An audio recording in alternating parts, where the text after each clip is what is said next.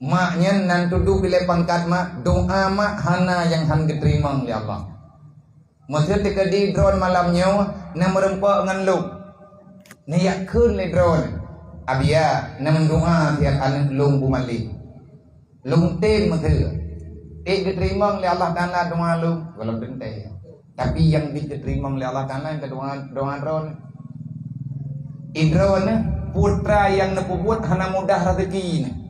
Perle mudah rezeki, manya perle rezeki mudah mak, manya manteng nama manteng naya newo urungoh niak pagah habangan mak ngan yah nebegar, mak nem doa kelung mak mudah rezeki, cukup jai utang lungkah, melempah mekarat lungkah, kabih malay lung dung ngaure, karena hana lung bayi utang, bak urung syik nan yung doa, karena orang tuamu itu doa orang tua lebih berkat daripada doa semua wali-wali Allah. Kelama mentang ya, yang kenyan aulia ni, yang malaikat ni, mak ngan ya malaikat yang berupa manusia. Artinya doa orang tua selalu diijabah oleh Allah. Bah orang lain tak yung doa, tapi mak beta ko bah. Ada mak kita nyoh hana kesemayang kada. Ada mak kita nyoh hana malem ke. Ikatnya kesemayang gajet draw ke. Berlaku draw gah naga beut jamun pakan hana dia beut nek kita nyu awai meninggai berje nek tanyo urang kasian hang gerempok ya jo ganya udaya ayah tanyo hana gerempok ya beut. Tetapi siapapun orang tuamu, beliau adalah orang yang menjaminkan surga bagi dirimu.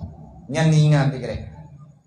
Dan kedua nado yang nai nyo hidayah nyo lumbaga ada mekarat kado hidayah susah kahai kadang nganem doa lebih gat susah ketanya mana asai senang ya hidri rumah gepegah lima gepegah layah nek baik kawo ilung nya kawo kah gampang susah ko hanangan ko inta keleh nampeng ko ai ma ilung ai kudang ko wa teh haji baik kawo ane takut hana menjan ka balik tinggal kitab duk nak kanyang teh kawo rojan ko trip asai kariwang lung nampeng ko pajan ku ya inta ka hana nya mubat hanangan ko belau ada susah ketat nek menyemak kagak pegah laganyan kapet mata nem tua kadung itu mayang kai kat draw ke baranjang beru kawo lebih gat putun susah ane bak tak senang ma urang pesenang ma pesenang ya gejamin dalam agama gepesenang oleh Allah dunia dan akhirat dan menyekata pesenang ma tak pesenang ya be tak susah guraya dan nem tua urang pesenang ma pesenang ya